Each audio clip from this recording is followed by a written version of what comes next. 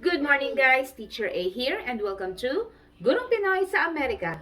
So for today, ang lesson natin ay rational exponents and radical expressions. So sasagutan natin yung learning task number 1 na kung saan ang sabi ay use the laws of exponents to simplify. So i-review muna natin yung expression na may rational exponent. Kapag sinabing rational exponent, usually, ang exponents niyan ay fraction. So, paano ba sinisimplify yung expression na may fractional exponent? Halimbawa, we have x raised to 2/3. So, para ma-simplify itong expression na to na may fractional exponent, ginagawa natin siyang radical expression. Paano ba yon? Yung ating base, yun yung nasa loob na tinatawag nating radicand. Okay? And then, yung ating numerator sa exponent, siya yung nagiging power, yung exponent sa loob ng radicand. And then, yung denominator, yun yung nagiging index, yun yung nasa labas. Kumbaga, yung sinasabi natin, find the cube root. So, yun yun. Okay? So, yung x raised to 2/3 is equal to, kapag sinimplify siya, ay cube root of x squared. Okay? So, ganun yung pagsisimplify ng expression na may fractional exponent, ginagawang radical expression. Isa pa. Halimbawa, meron akong y raised to 1/2. So again, yung ating base, yun yung mapupunta sa loob ng ating radical sign. So that's y. And then, yung numerator sa ating exponent, siya yung nagiging power ng radicand. 1. So since 1 yun, hindi na siya sinusulat, diba? And then, yung denominator sa ating exponent, siya yung nagiging root. So, since 2 yun, that means kinukuha natin yung square root. And kapag square root, hindi na rin siya sinusulat. Understood na may 2 doon sa labas. Okay? So, yung y raised to 1/2 is equal to square root of y. So, ganyan ang gagawin natin para ma-simplify natin yung mga given. Okay? So, let's start with number 1. So, number 1, ang given natin ay n to the 6th power raised to 5/2. So, gagamitan natin ng laws of exponents muna para ma-simplify natin to.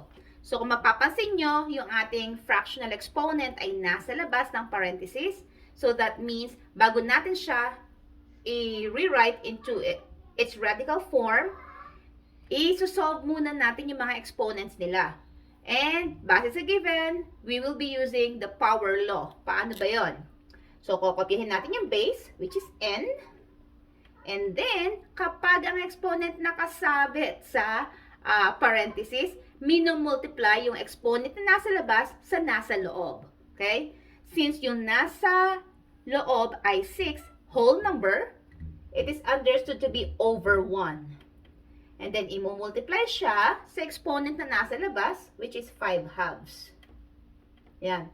Nilakihan ko lang yung sulat ng exponents para makita nyo. But then, again, exponents sila. Okay? So, kopyahin si base na n. And then, solve natin yung ating exponents. Meron tayong pwedeng i-cancel out. Si 6 tsaka si 2. Kasi pwede silang i-divide by 2. So, 6 divided by 2 ay 3. 2 divided by 2 ay 1. And then, multiply na natin, taas sa taas, baba sa baba. 3 times 5 ay 15. Then, 1 times 1 ay 1. So, hindi na siya isusulat. 15 divided by 1 is simply 15. So, since ang naging answer natin dito ay whole number ang ating exponent, therefore, ito na ang ating final answer. N to the 15th power. Okay? Madali lang, di ba? Next, number 2. So, we have b raised to 1/3 raised to 1/2. So, katulad ng kanina, gagamitan ulit natin siya ng power law na kung saan yung exponent sa labas ay imumultiply sa exponent na nasa loob habang kinokopya ang ating base. So, kopyahin natin ng base, which is b. And then, i-multiply natin ng mga exponents. So, since they are both fractions, so taas sa taas, baba sa baba lang. So, 1 times 1 ay 1 over 3 times 2 ay 6. Yan. Final answer na ba? Hindi pa. Kasi fractional exponent tayo. Therefore, pwede natin itong i-rewrite into its radical form. Paano? Draw tayo ng ating radical sign. Yung base natin na magiging radicand, which means yung nasa loob. Yung numerator ng fraction magiging exponent or yung power sa loob na hindi na kailangan isulat kasi 1 lang yon. And then yung denominator, yun yung ating index. There. So, therefore, ang ating answer ay 6th root of B. Okay? Next, number 3. So, ang given natin ay 3x raised to 1/3, x raised to 5/3. Kung mapapansin nyo, yung x natin, yung both base na x ay nasa taas, wala tayong denominator. So, ang gagawin natin ay i-combine natin yung dalawang x using the product of a power law. So, paano ba yon? Kapag pareho ng base, ina-add ang exponents. So, since si 3 wala naman siyang exponent or wala siyang anything, so kokopyahin lang natin siya, 3. And then si x ang pagsasamahin natin, itong dalawang x na to. So, yung mga exponents nila ay i-add. So, we have 1/3 plus 5/3. Yan. So, paano i-add ang fractions?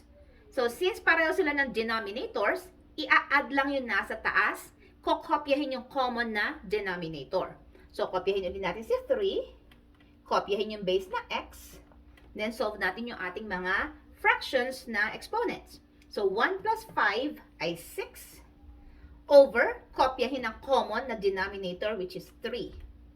Now, si 6 over 3 ay pwedeng i-divide. So, 6 divided by 3 ay 2. So, kokopyahin ko ulit si 3x, and then solve ko si x divided by 3. That's x squared. Okay? Since ang ating exponent ay naging whole number, so therefore, ito na yung ating final answer. 3x squared. Okay? Next, number 4. So, ang given natin ay 12 raised to 3/4 over 4 raised to 1/4. So, kung mapapansin nyo, all numbers, but then, kahit na purong number siya, i-apply pa din natin yung laws of exponents. So, hindi natin pwedeng ipag-combine si 3/4 tsaka si 1/4 kasi magkaiba sila ng base. Isang 12 tsaka isang 4. So, gawin natin silang similar. Paano? Si 12, pwede natin siyang i-factor out. Na kung saan, yung isa sa mga factors niya ay 4 para maging kapareho ni 4. So, ano ba yon? Ano yung dalawang numbers? Na kung saan yung isa ay 4. So, 4 times ano ay 12. Okay, that's 3. So, 3 times 4 ay 12. And then, both ay naka-raise sa 3/4. Kopyahin ko lang yung denominator na 4 and 1/4. Okay? Now, paghiwalayin ko itong dalawa na to, so, si 3, naka-raise siya sa 3/4. Using distributive property, product of a power, times 4 raised to 3/4. Over 4 raised to 1/4. Ayan. So, meron na tayong dalawang bases na magkapareho. So, therefore, pwede na natin silang i-combine by subtracting their exponents. Bakit? Kasi dinidivide yung ating terms. So, laws of exponent, this is quotient of a power law na kapag nagdi-divide ka, i-minus ang exponents. So, we have here, kopyahin ko si 3 and 3/4 kasi wala pa siyang pakialam sa kanila. So, 3 and 3/4.